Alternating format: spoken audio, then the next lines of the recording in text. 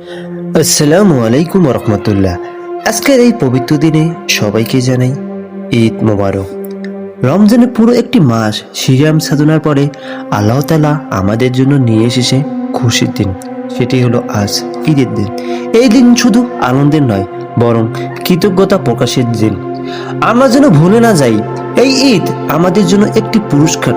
যারা রোজা রেখেছি, নামাজ পড়েছি, দোয়া করেছি এবং নিজেদেরকে গুনাহ থেকে বাঁচানোর জন্য চেষ্টা করেছি।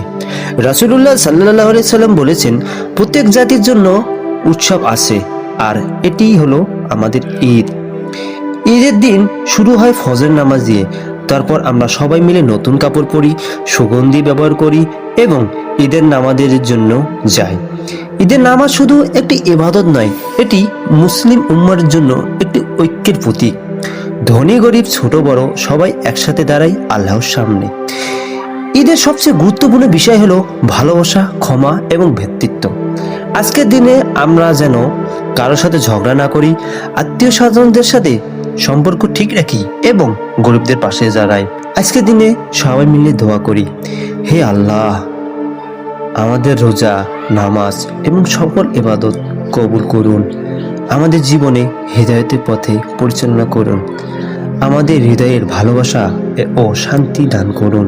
আমিন। সবাইকে আবারও জানাই ঈদ মোবারক।